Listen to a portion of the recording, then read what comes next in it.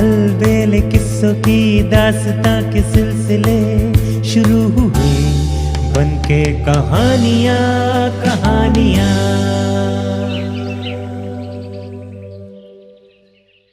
आइए सुनते हैं आज की कहानी। ये कहानी है एक दुष्चरित्र रानी की। काशी यात्रा की वापसी के 14वें चरण में दिन भर की यात्रा करते हुए गंगाराम पटेल और बुलाखीराम नाई हरिपुर नामक नगर में पहुंचे और रात्रि को वहां विश्राम करने का निश्चय करके एक धर्मशाला में ठहर गए। रोज की तरह गंगाराम ने बुलाखी को पैसे देकर बाजार से खाने का सामान लाने भेजा तो लौटती बार बुलाखी फिर एक नई बात देख आया। उसने बाजार में देखा कि राजा के आदेश से एक भिखारी और एक सुंदर स्त्री को एक चबूतरे पर बने खंबे के साथ खड़ा करके उनके शरीर में कीलें ठोकी जा रही थी।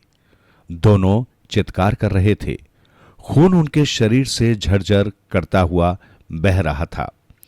बहुत से दर्शक उन्हें देख रहे थे किंतु कोई भी व्यक्ति उन्हें बचाने के लिए आगे नहीं आ रहा था। बुलाखी ये दृश्य देखकर लौट आया।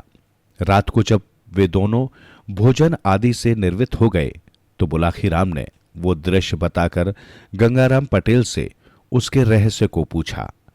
गंगाराम पटेल ने तब उससे इस प्रकार कहा, बुलाखीराम, यहां से 100 कोस के फासले पर एक नगर है, कौशाम्बी। वहां राजा नरदत्त का शासन था। नरदत्त की रानी शालिनी राजा से नाराज रहती थी। उसका कहना था कि राजा उसकी बहुत उपेक्षा करता है। वो उसे उसके मायके नहीं जाने देता, ना ही वो उसकी इच्छाओं का कोई सम्मान करता है। बुलाखी, रानी का यह आरोप सरासर गलत था। राजा शालिनी को बहुत चाहता था किंतु राजकाज में उसे इतनी व्यस्तता रहती थी कि वो चाहकर भी रानी के साथ उसके मायके जाने के लिए समय नहीं निकाल पाता था।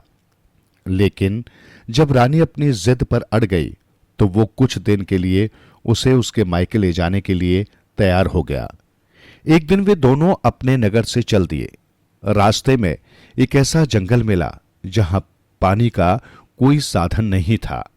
12 कोस आगे और 12 कोस पीछे पानी की एक बूंद नहीं मिलती थी। दैवयोग से खोज करने पर राजा को एक ऐसा कुआं दिखाई दे गया जो एक आम के वृक्ष के नीचे बना हुआ था। उस कुएं में पानी तो था किंतु पानी बहुत गहराई पर था। राजा उसमें पानी देखकर प्रसन्न हो गया। उस कुएं के पास एक भिखारी बैठा हुआ अपना चिकारा, एक प्रकार का वाद्य यंत्र बजा रहा था। रानी को भोजन तैयार करने के लिए कहकर राजा नहाने के लिए चला गया। उधर भिखारी का गाना सुनकर रानी उसकी ओर आकर्षित हो गई। राजा नहा धोकर वापस लौटा। उसने खाना खाया और गहरी नींद सो गया। तब रानी उठकर उस भिखारी के पास पहुंची और उससे कहा, प्यारे, मुझे तुमसे प्यार हो गया है। मैं तुम्हारे साथ कहीं भी चलने के लिए तैयार हूं। मुझे अपने साथ ले चलो। मैं एक राजा की पत्नी को कैसे भगा के ले जा सकता हूं? उसे मालूम पड़ गया तो वो मेरी खाल खिंचवा देगा, भिखारी ने डरते हुए कहा। लेकिन रानी नहीं मानी। वो उसके पीछे ही पड़ गई, पीछा छुड़ाने की गरज से।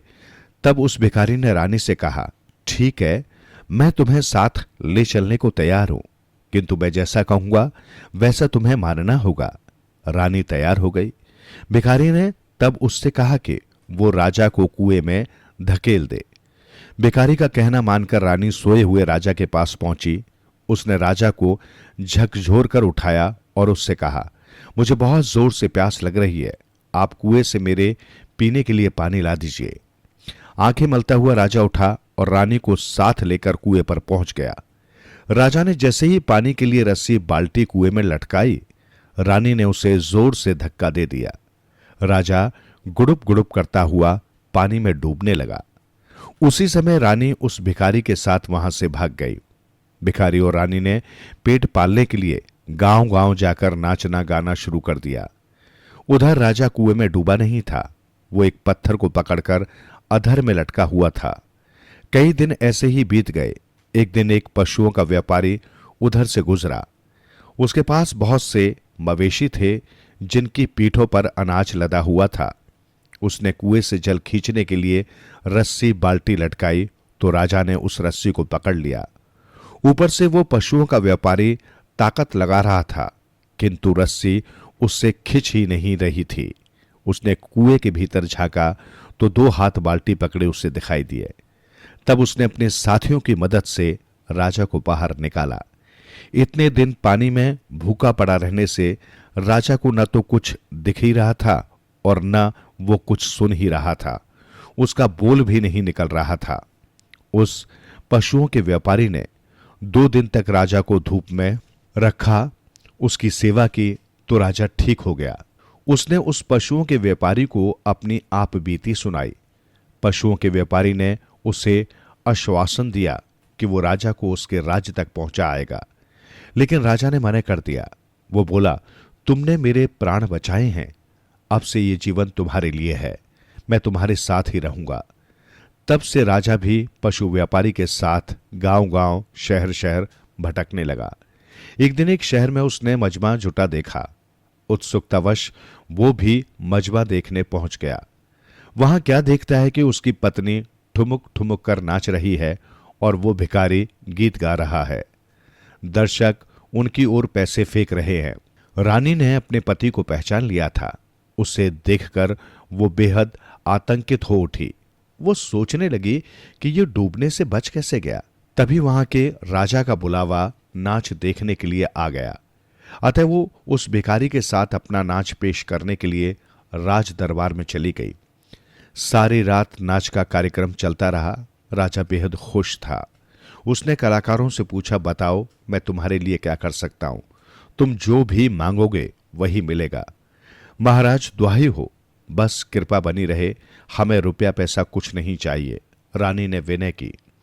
हम बहुत प्रसन्न हुए, तुम सच्चे कलाकार लगते हो, पर तुम्हें कुछ तो मांगना ही होगा। हमारे दरबार से कोई खाली हाथ नहीं जा सकता। राजा बोला, तो महाराज एक काम करें, आपके राज्य में एक पशुओं का व्यापारी आया हुआ है, उसके साथ एक नौकर भी है। आप उस नौकर को फांसी पर चढ़वा दें। राजा ने तत्काल अपने सिपाही भेजकर पशु व्यापारी के नौकर को पकड़ बुलवाया। नौकर बहुत डरा हुआ था। पशु व्यापारी भी दरबार में आ गया। राजा ने उस नौकर को बताया कि वो फांसी पर चढ़ाया जाने वाला है। नौकर बने राजा ने तब हाथ जोड़कर राजा से निवेदन किया कि पहले उसकी कहानी सुन ली जाए। राजा मान गया। नौकर बने राजा ने तब अपनी दुष्चरित्र पत्नी की सारी कहानी राजा को सुना दी। राजा ने फिर उस पशु व्यापारी से पूछा। उसने भी बता दिया कि किस तरह उसने राजा को कुएं से निकाला था। सारी बातें जानकर राजा को बहुत गुस्सा आया। उसने आदेश दिया कि राजा नरदत्त को तो सम्मान पूर्वक उसके राज्य में पहुंचा दिया जाए और उसकी दुष्चरित्र पत्नी और उस भिखारी को खंबे से बांधकर उनके शरीर में कीले ठोक दी जाए। सो हे भुलाकी राम, आज शाम तुम जो दृश्य देखकर आए थे वो वही दृश्य था। राज आज्ञा का पालन किया जा रहा था। राजा के आदेश से ही रानी शालिनी और उसके पुरुष मित्र उस भिखारी को खंबे से बांधकर उनके शरीर में कीले ठोकी जा रही थी। इतना कहकर पटेल थोड़ा रुके और उन्होंने बुलाकी की तरफ देखा। फिर पूछा, अब बोलो भुलाकी राम, तुम्हारे प्रश्न का उत्तर तुम्हें मिल गया ना? अगर तुम संतुष्ट हो गए हो तो अब सो जाओ। आंखों में नींद गहरा रही है। हां पटेल जी, अब आराम से सो जाओ, मेरे प्रश्न का उत्तर मुझे मिल गया है। भुलाकी राम बोला और सोने का प्रयास करने लगा। कुछ ही देर बाद दोनों गहरी नींद में सोए हुए थे।